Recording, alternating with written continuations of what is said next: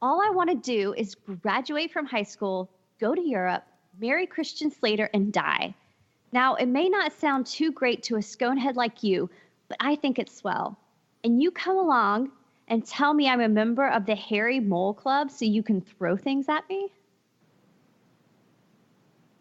This is the No Fear podcast. We know what scares you. I'm Matt. I'm Mel. And I'm Lisa. And this is the No Fear Cast, the podcast where we dissect horror and all the things that scare us. This is season 2, episode 20. And it's a continuation of our series on the vampire. Okay, so in our last episode, we talked a bit about the real-life history of Vlad the Impaler, one of the many influences on Bram Stoker's vision of Dracula in his novel. And this week, we're going to talk a bit about vampires in movies, in media, pre-Twilight, I guess would be kind of a cutoff point, though I don't know how far we'll get. One of the disclaimers we wanted to give you listeners is that there are so many versions of vampires out there that we may not be able to put a sizable dent in them, but we're going to do the best we can to hit some of the high points and the ones that we particularly enjoy. And so with that said, I think we're going to start with some of the classic ones like Nosferatu from 1922, Dracula 1931 with Bela Lugosi, and The Horror of Dracula, the U.S. title, 1958 with Christopher Lee. So Lisa, I know you were working up a list for us. Do you want to talk a little bit about some of these classic films? I would love to. And I'm so glad, Mel, that you put that disclaimer, because there is no way that we will even come close to scratching the surface on the vampire. And it will be a topic we will come back to, I promise. We like to keep these series semi-short so that we don't overwhelm our listeners with some of the stuff. But yeah, we thought, since we've been talking so much about Dracula and we've been looking at Dracula both from the historical perspective of where it came from, but we also looked at the creation of it, a little bit from Bram Stoker's life and how he went through the process of creating such an iconic character, that we thought, well, let's look at some of these iconic films to really look at the complex character of the vampire, because the vampire and Dracula do become sort of synonymous, but it goes so far beyond just the character of Dracula too. And so Mel, you mentioned a few that we're going to swing back around to, but I thought first I wanted to start with one of my favorite classics, and that is Buffy the Vampire Slayer. I know a lot of you probably have watched the TV show. I'm actually referring to the movie.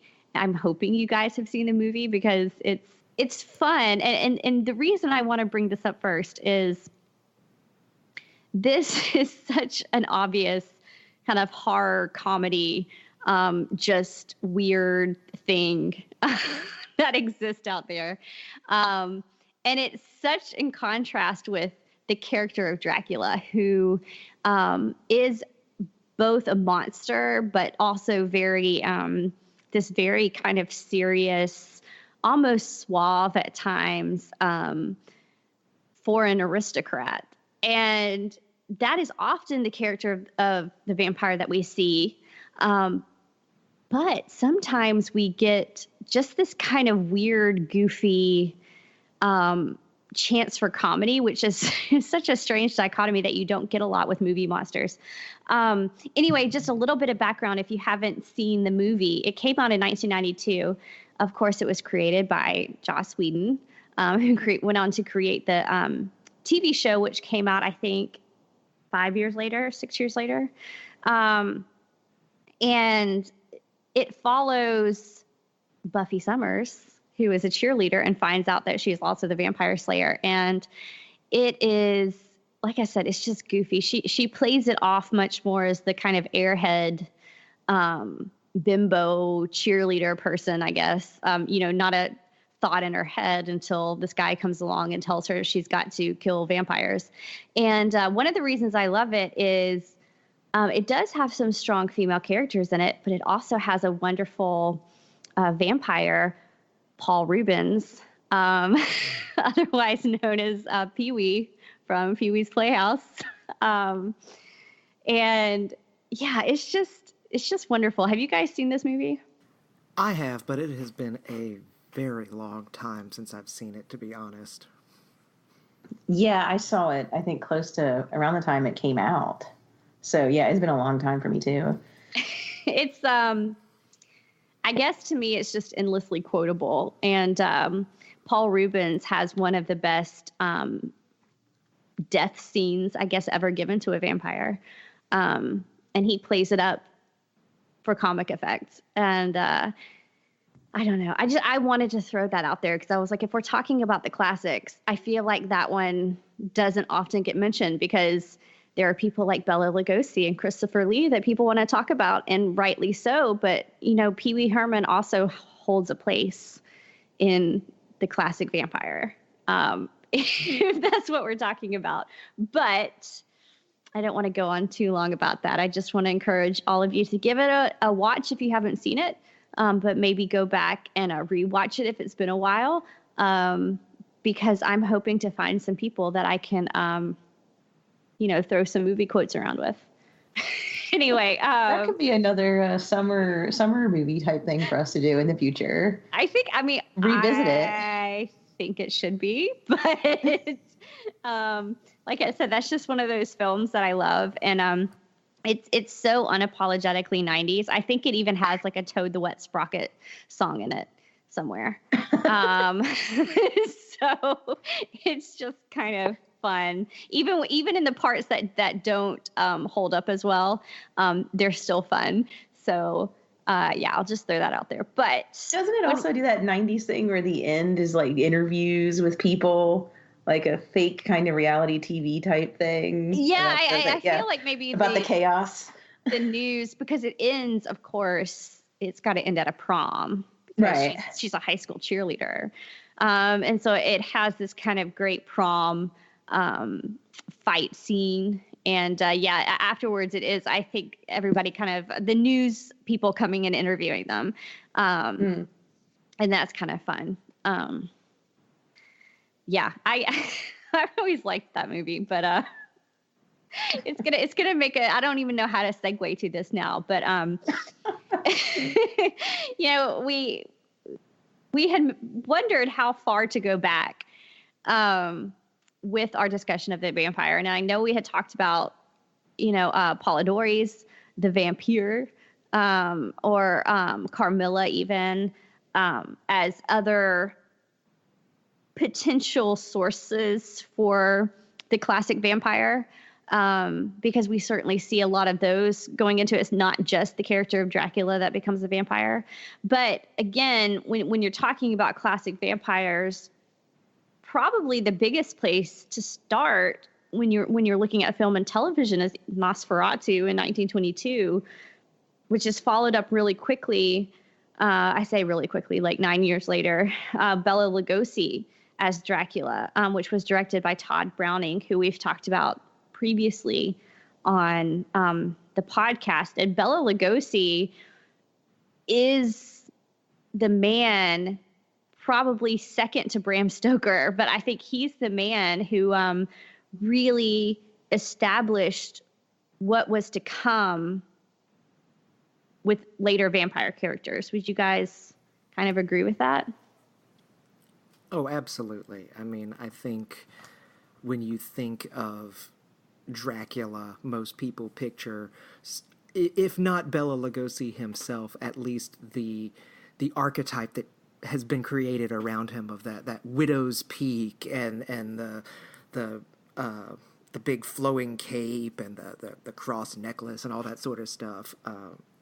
I mean, I definitely feel like, though, that Lugosi's look and demeanor throughout that film really did set the stage for these further Dracula portrayals. And I mean, I hate to say that it's, I hate to use the word iconic, but it really is just like this iconic sort of thing that kicked off the Universal Studios monsters, but also really just like defined the role, I think, and pretty much everybody's minds. I know when I read Bram Stoker's Dracula for the first time, that was kind of the Count Dracula that I was picturing, was a version of Bela Lugosi. Yeah, and you also have those little kind of special effects that they do too, which obviously now, we look back on it and we probably don't, we have, well, I don't know. You can make the argument that computer special effects aren't as great as older versions of special effects, but the idea of like the highlights in his eyes, like the kind of weird shininess to his eyes when he's putting people in a trance, and the long kind of moments of close-ups for emphasis, and even some of the effects around the castle to kind of heighten the horror. I mean, for the time, it seems like to me when I watch it, it's a really interesting mix of techniques from silent films, which obviously Todd Browning, the director, knew very well, but also a really good use of the video and the sound quality as well. And it just seems, in some ways, it's also kind of an iconic horror film, as you were mentioning that, like an iconic monster film, in addition to vampire film. Well, yeah, there are so many things that Bela Lugosi brought to it that, even though a lot of it was there in the text, in the original Bram Stoker text, the fact that he was a count, that he was an aristocrat, that he was from a foreign place, all that was there. But the way Bela Lugosi did it, first you have the iconic look of like the slick backed hair, which was a full departure from the way Bram Stoker described Dracula. In fact, he's described as a very hairy man. And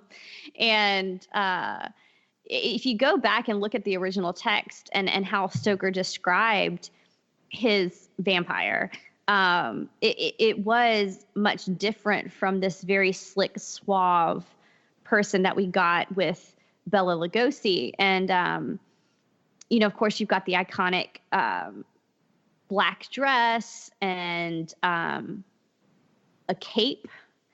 And yeah, some of it was the way it was shot. Mel, you referenced the where they would have just the light shining on the eyes, but also the way he spoke. And I think Dacre Stoker in his interview brought this up, that he had a hard time with English learning his lines. And so he would learn it phonetically. And so you get not only just a foreign accent, because that could be all you really need is, okay, this vampire is from a foreign land, so let's give him an accent. But you get this very deliberate, slow pronunciation that has become synonymous with the character. I mean, even if you look at like the Muppets, the Count, that traces all the way back to Bela Lugosi and the way he would speak. The 1, 2, that goes directly to Bela Lugosi and just the way he brought that up. So really, it's not all just Bram Stoker, but it's also this performance, this 1931 performance that Bela Lugosi did. Because if you compare Bela Lugosi to the vampire in Nosferatu, Nosferatu looks like a monster. Bela he looks Lugosi like an alien. Right. Mm. Right. And in fact, Nosferatu, I know we'll kind of circle back at some point, because I want to save that for later films that I think reference Nosferatu. But yeah, Bela Lugosi. Well, and just fluence that it had culturally, too, of Bela Lugosi's performance as Dracula. Like, I think, I mentioned it earlier about the way he dressed, and you've already mentioned the way he spoke, but even just the setting, the particular castle, people picture that so often when you talk about Dracula, and I was just thinking while you both were talking about some of the cultural touchstones that have harkened back to Bela Lugosi's Dracula, and one that I just kept coming back to is, do either of you remember the Count Duckula show on Nickelodeon? Oh yeah. From the, I know it's a very strange cultural reference, but from the late '80s, early '90s Nickelodeon show Count Duckula. If you're not familiar with it, you should definitely look it up. But I mean, he's a duck who's a vampire, and there's a whole thing about it. But the way that it's set is like the castle that he lives in. I mean, it's very similar thematically to the setting in Dracula with Bela Lugosi, and same with, I mean, you know, when you think of Transylvania, you picture this, the way that it's portrayed there. I say you as if everybody thinks the way I do, but when somebody says Transylvania, I mean, I'm picturing that castle and that performance or something along those lines. So, I mean, I guess we just can't undersell how influential a movie that was. That's all I'm trying to say there. Well, you're absolutely right. I mean, you bring up a kids show, but there's a kids show now called Vampirina, which steals more of the tropes probably from Bela Lugosi's performance of what a vampire is supposed to be than actually like lore from Vampire or like a Bram Stoker's original text or anything like that. Because when you look at Bela Lugosi's performance, you know, that informs like the Munsters or the Addams Family that came later, which then informs the, like you mentioned, Count Duckula or Vampirina. And so it kind of becomes this weird, like we're constantly recycling the same image and the same performance until it gives us something that is just very recognizable and easy to sell to audiences, young or old. I don't know if I'm going to recommend y'all go out and watch Vampirina, but, you know, if you have Disney Junior on at any time, there's probably worse things to watch. Yeah, I didn't even know that existed. So. Oh yeah, yeah. It's a current favorite in among the tiny humans in my house. So we watch it a lot. Yeah, I mean, there isn't really much else to say about Bela Lugosi except, I think, Matt, when you said iconic, I mean, that's exactly what it is. And then you get the later Draculas, like I think the next major one was Christopher Lee in the 1958 The Horror of Dracula, which that was a Hammer film, if I'm remembering right, and not a Yes. Universal. Yeah. Yes, there's a Hammer film. Which I hate to say he recycled Lugosi's performance because I really like Christopher Lee, but he kind of did. He just made it a little bit more monstrous. I think he was a scarier vampire, a scarier Dracula. He kind of brought, but there was still a lot of the Lugosi throwbacks, even in his performance. Again, the way he styled his hair was very different. The costuming that he wore was very similar. Excuse me. So the hair and the costuming were very similar to Lugosi's. And maybe it was because it was in color, you know, because then you can get the red bloodshot eyes and the kind of hyperpigmentation of that type of film. But he did bring a little bit more of a monstrous quality to it, I think. Yeah, the way they use the teeth and the fresh blood on his mouth at various points in the movie definitely kind of, there was a little bit more of a savagery to his aristocratic suaveness than maybe Bela Lugosi's.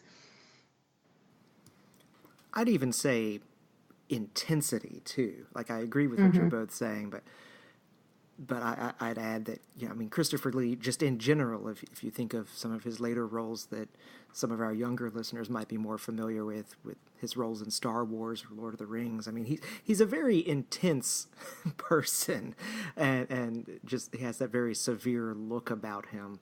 And yeah, I'd say he definitely added even more intensity than Bela Lugosi had, for sure.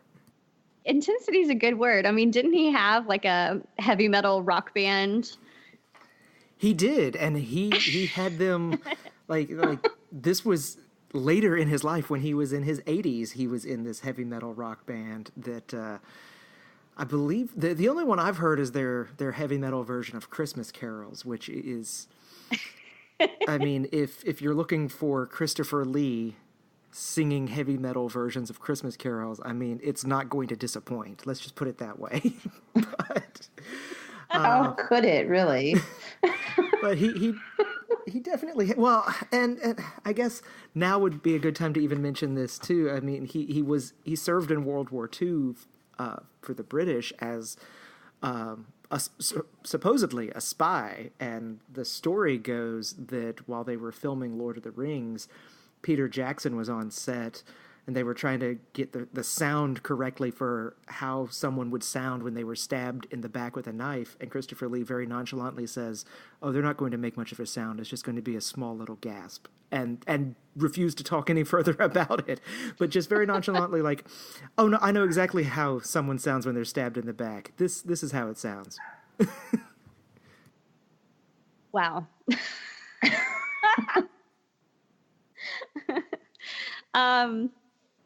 Man, I don't know what it is, and maybe it's just that they had to have a certain intensity, but these men who did play Dracula and who helped to establish the character, we talk about Bela Lugosi and Christopher Lee, and they both deserve the title of iconic, because they both certainly are, but man, their lives almost outside of the filmmaking is as intriguing, I guess is the right word, as what they did on screen. And maybe that's why, because they did have this crazy back life. And I know we talked about Lugosi in detail before, especially when we talked about Plan 9 from Outer Space, we talked about him a bit. But Christopher Lee, every time I hear a new story about him, my jaw just kind of drops open. And then I'm like, well, I guess that fits.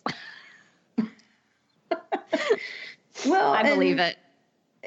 Matt, you were talking about his intensity, which I think Lisa and I were both kind of describing without using that term, but it works so well because, one of the most memorable scenes for me, I think, from the 58 with Lee is when, and I'm not saying that any other, obviously Bram Stoker's Dracula and the 1931 Dracula had,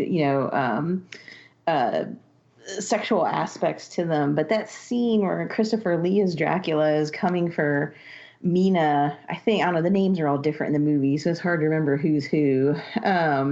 They're different in each movie, but he's coming back. He's been living in the cellar without them knowing, and he's coming back for her, and she thinks she's protected, and she opens the door and sees him coming, and you can tell from her face she wants to run away, but he's kind of like, doing his trance thing, and all he does, and you see how tall he is, he just keeps walking toward her menacingly, and it's like skin crawling, because you can tell she wants to leave, but she can't, and she's basically just being overpowered by him and pushed down onto the bed, and then he's so controlled and intense and staring at her and obviously controlling her without even touching her, and then when he finally reaches down and grabs her head so he can bite her, it just goes to black. I don't even think they need to show anything else. Like, there's so much violence kept under such tight composure. It's almost scarier than if he just, was acting like an animal or something, because there's that tightness to his performance that's still really, really scary. Yeah, and I think now is a good time to point out, because you kind of referenced it. We mentioned first, I think, what was it, the 1958 the horror of Dracula, but Christopher Lee played Dracula in several films. So it was one of these things that was kind of ongoing for him. There was something like, they were mostly Hammer films. I don't know if he did any outside of the Hammer film family right now. But Scars of Dracula, I may be making that one up. Taste the Blood of Dracula, Dracula, Bram Stoker's Dracula. I think he actually did one that was titled Bram Stoker's Dracula. And so he played this character much longer than Lugosi did, which is interesting, I think. And you're right, there is something that's terrifying about the way he can be so restrained, and how he does it, especially as it progresses. Some of the films kind of get a little goofy. But he's still scary. he still plays it scary. And it may be that kind of, you feel like watching him that you're watching somebody who is maintaining such a careful control because there is an absolute insanity behind it. And once it's let loose, you better run for the hills because there's about to be a lot of blood. And there is something that is very, with anything that's very frightening, but especially the way he portrays it, that just very tightly wound, in control monster. Yeah, I mean, even when he's coming after Jonathan Harker, who in that movie is a vampire hunter, even when he's coming after him, it's like as an audience that he knows that Jonathan Harker is going to kill him, and yet the sun goes down because it takes Harker a little bit longer than he intended with the other one. And when he goes over and sees that the coffin is empty, and then he sees the door open, and Christopher Lee just like slowly walks in, slowly closes the door behind him, and nothing's even really happening, and you're like Jonathan Harker backing up against the wall. And there's something almost, I think, like you were saying, it's like scarier to have it held back like that than to see the violence and the insanity, I guess, right out there on the screen. Well, it's like why Jason from the Friday the 13th movies is so scary is because he doesn't run after you when he chases you. He walks slowly. And it's that same sort of restraint that no matter what, he's going to get you. And I think there's something about that sort of restraint that is definitely a lot more scary. And I mean, I even think of the restraint of maybe a similar sort of comparison would be Hannibal Lecter as portrayed by Anthony Hopkins, where you can tell that even when he is being very, very calm and talking to, hello, Clarice, you can tell that there's that monster in there, but it's very held in check until those moments where he does sort of set it loose, I guess. Yeah, Christopher Lee played Dracula in a really interesting time, I think, because he kind of made that bridge from what you might call kind of the classic older horror movies into what you might consider more of a modern day horror movie, because he did span playing Dracula from like the 50s on through the 70s, I think. I don't know the last date of when he played Dracula, especially for Hammer, but I think it was sometime in the 70s. And so you do see it kind of going from this Bela Lugosi character to a much more complex character. I like that comparison that you made, Matt, of like a Hannibal Lecter type. This dichotomy of, somebody who's refined and somebody who's in control, but somebody who's also a sociopath and just a cold-blooded monster, and who's going to get you no matter what. You can panic as much as you want, and it's not really going to help. Yeah, he was, I mean, y'all can probably tell who I like playing Dracula, because there were a few others that came after him. I mentioned the 70s, and there was a lot of vampire films coming out of like the 60s and 70s. We're not even going to get a chance to touch on the more female-driven ones that came from the Carmilla line, which there were a lot of them in the 60s and the 70s. But Franklin Jella played Dracula at one point. I haven't actually seen this movie. It was in 1979 with Laurence Olivier as Van Helsing. I've seen images from it. That's all I've seen. And then, of course, in the 90s, we also got Gary Oldman playing the famous Count in the Francis Ford Coppola directed. And that was much more, I think, trying to go back to the original source material for that. I don't have much to say about that film because I just don't like it that much. There's nothing fun about it to me. Was it really true to the book? I'd say it was truer than previous adaptations. It still, I think, deviates. I'll say this. I mean, Gary Oldman is fantastic in just about anything that he touches. I mean, the fact that he only just recently won an Oscar is just one of those great oversights, in my opinion, because he so becomes every character, and to the point where sometimes, like, I have to remind myself, oh yeah, that's right, Gary Oldman was the one in Dracula, or Gary Oldman was in The Fifth Element, because, you know, he really becomes these characters. That being said, I think overall the movie is pretty flawed. Like, I mean, I like Francis Ford Coppola as a director most of the time, but I don't think the casting of Keanu Reeves as Jonathan Harker was the best of choices. Let's put it that way. But that was in his, like, Shakespeare phase. Like, do you remember when he kind of went through that? Oh, I do. And he was in the Kenneth Branagh version of Much Ado About Nothing. Right. Yep.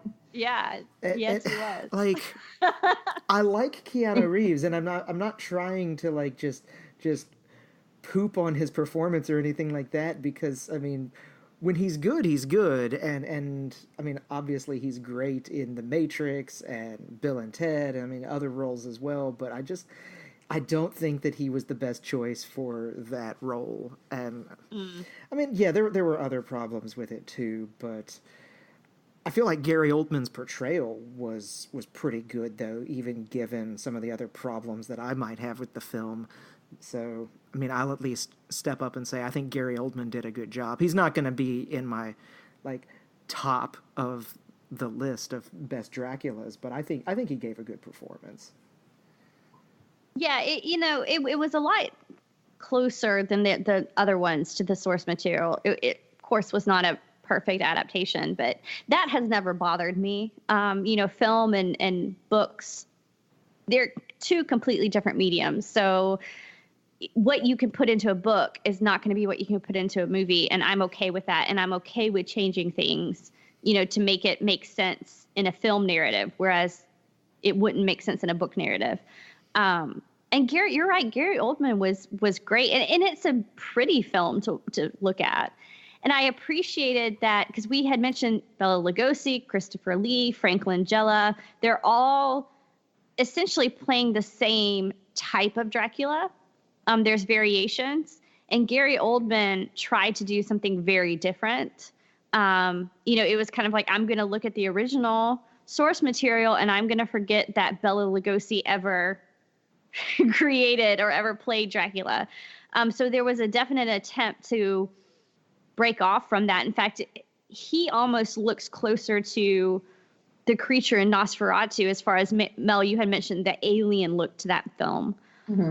And I like that. So I liked the way that they did that, but just, something about the film did not gel. And it may have been that this was also, and you can't talk about vampires without talking about Anne Rice.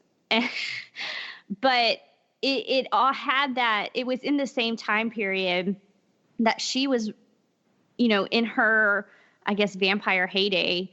And there was a lot of that kind of decadence that she liked to play up. And so that was influencing it a lot, I think, anyway. I may be wrong on that. But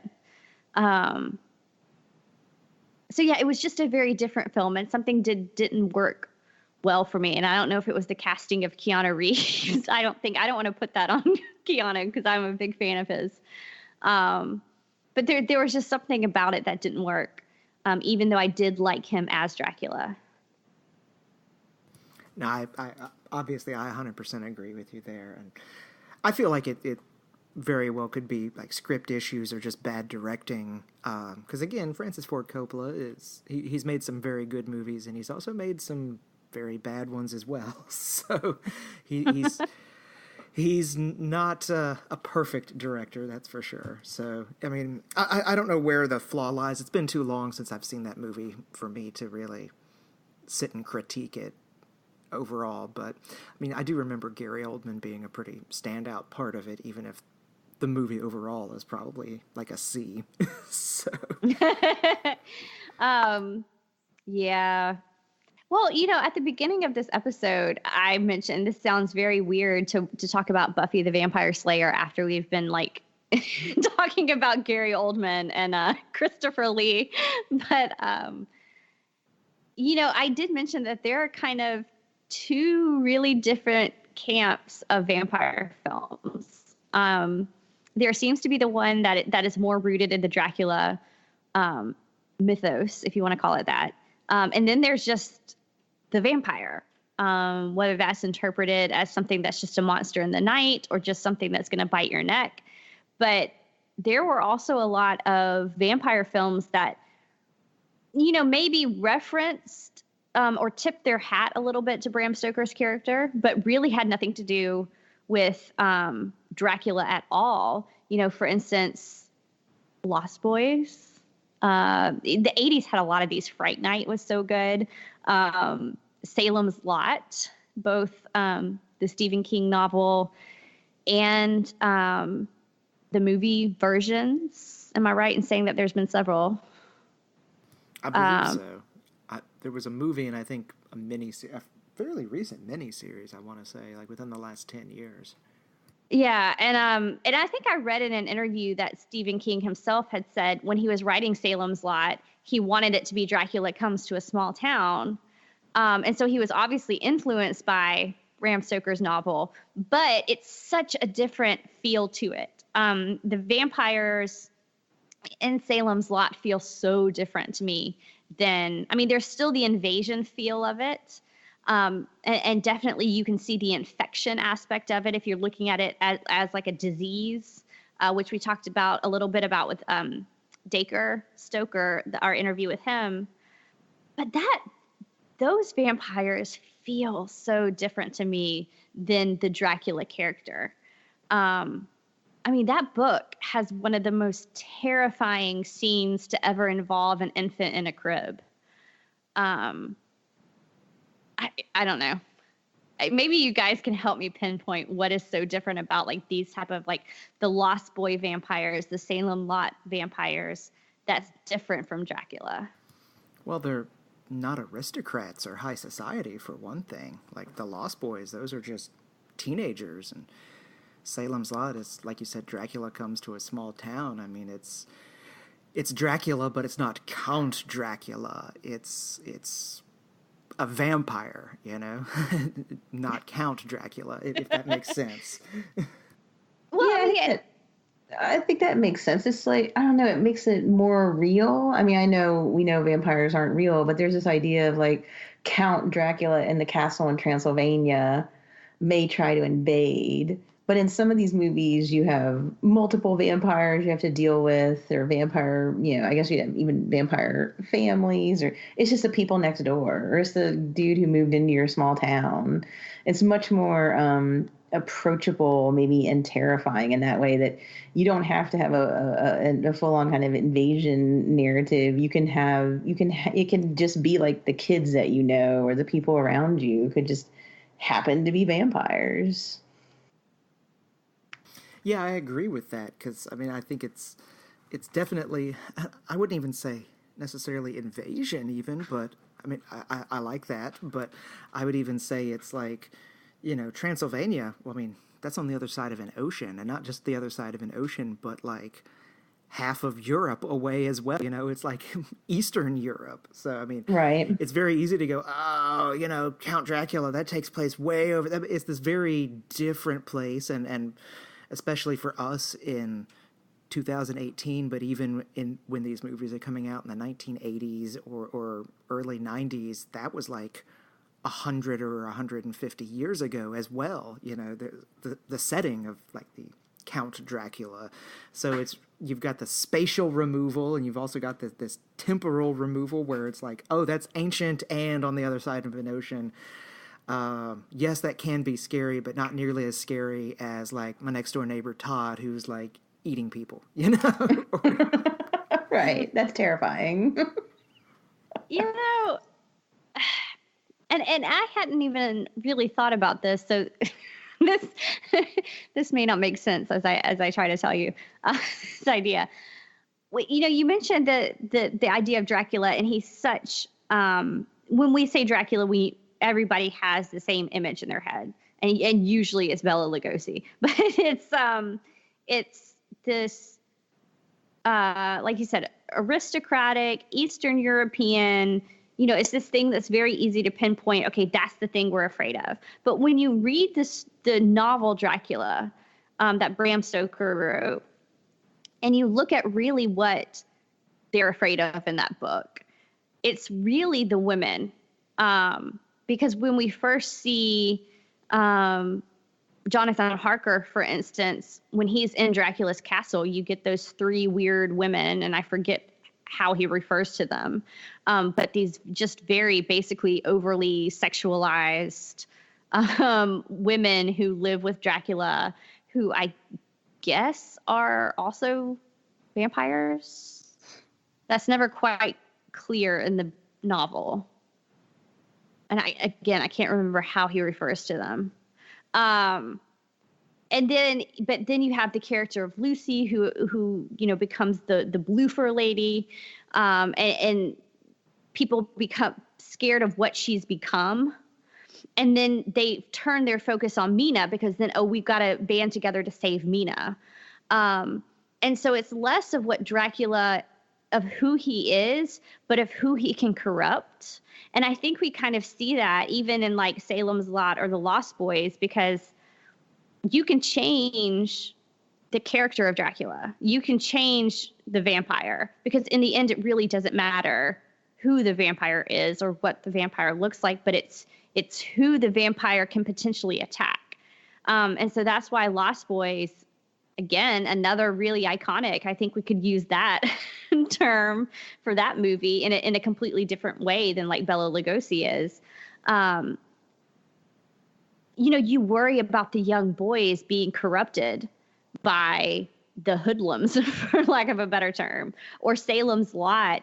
That scene with the baby in the crib really stuck out to me because, it's the most vulnerable of society that you worry about when it comes to this vampire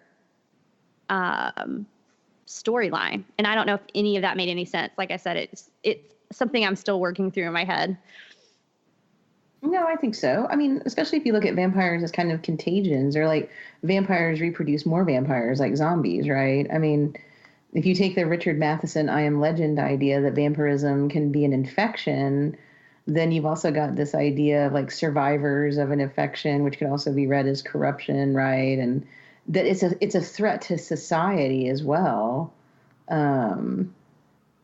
I'm not necessarily saying I agree with Bram Stoker about the threats that he saw to England at the time per se, but anytime you have outsiders or, like you said, corruption or contagion that society fears, it seems like it uses these kinds of monsters to represent that, the spread of that. And I think you're right that it is kind of the most vulnerable. And that's what terrifies us too. It's interesting that you brought up the Matheson I Am Legend. Because I'm never quite sure where to include that story. It can go either way, zombies or vampires. Right. But if you look at it, I guess either way, but if you look at it as like vampires, even, it does something interesting because you're so worried about, okay, keeping the vampires away, keeping the affection at bay. And then by the end, and I figure it was written long enough ago, I can spoil it, but feel free to jump ahead a few minutes if you don't want the ending spoiled. But he kind of brings up the greater question of, just because it's something that we fear and it's something that is changing us, is it necessarily something that wrong? Right. He kind of toys with that, which is kind of interesting, because our first instinct, as you said, when there's an invasion or an infection or any kind of threat to society, we want to go up in arms and, run stakes through them to make sure they can't rise up from the grave again without stopping to wonder, is it really that much of a threat? I'll be honest, in Bram Stoker's novel, there are times I feel sorry for Mina where I just want to be like, just let the woman do her thing. She doesn't need a whole army of men to protect her. Well, she's doing pretty well. she even self-polices, though. I was rereading it like a month or two ago, and she has all those, if you're using a literary term and the historical term, new woman tendencies of learning how to type and doing shorthand and supporting herself. But then, like, and not judging, like she can choose to do whatever she wants. But you feel like when you're reading the book that she's not necessarily, she's choosing what society wants for her. Like she's going to marry Jonathan Harker and use her shorthand to help him and kind of subsume herself in any goal she may have had to him. Now, I think, they have a in some ways compared to other 19th century relationships portrayed, she is a very strong character. She goes with him on the vampire hunt. She helps them defeat him. And like you say, I want her to just be able to do her own thing too. But sometimes she'll even pull herself back because she's such a product of that society and how it views women. And then, of course, Lucy. I mean, once Lucy becomes a vampire and she's a danger to children and she's so she's too sexy, I guess, and can't be controlled, you got to get rid of her, right? Yeah. So even with Stoker's slightly emancipated Mina, there's still echoes of that control and protection that she even kind of expects or thinks should be happening. Yeah, I mean, my goodness, he makes her a mother by the end, and then she's got to name the kid after all the men in the book. It's just, it's ridiculous. But Mina does get her own gun. I mean, at least.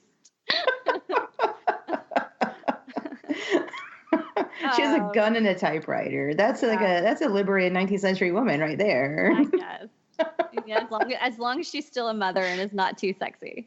Well, yeah, that's true. Because I always did feel like, I don't mean to go off on a tangent here, but with Lucy, I always felt like it was less that she had turned into a vampire and more that she just was like the young boys were sneaking out at night to look at the sexy lady. I mean, hey man, she had 3 suitors who all gave her blood. Which, I was about to say that she had to get rid of. She had to be gotten rid of from the moment she had the 3 suitors. But yeah, I just love how when she becomes a vampire, her innocent blonde hair becomes raven tresses of, I don't know, temptation or something. But I mean that, we look at some of these, we laugh. But especially when you look at the vampire films of the 80s, like Lost Boys or the original Fright Night, which I also have a soft spot for, it's interesting because you start to think in Bram Stoker's, you do have these women they're trying to protect and not be led astray into something that society tells you is not okay.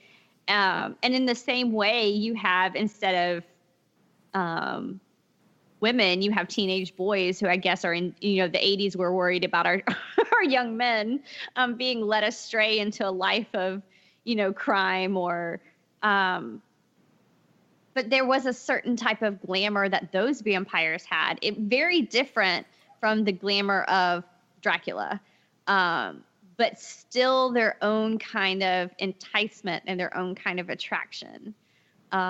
Which will change, and we're not going to get to these because these are later films, but that does change later when the vampires do become more monstrous at some point. But I think at least at this point in time, there still is that kind of,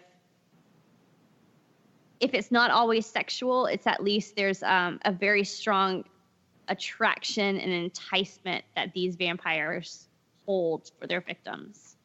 But sometimes... Well, that's the trick, right? It's immortal life.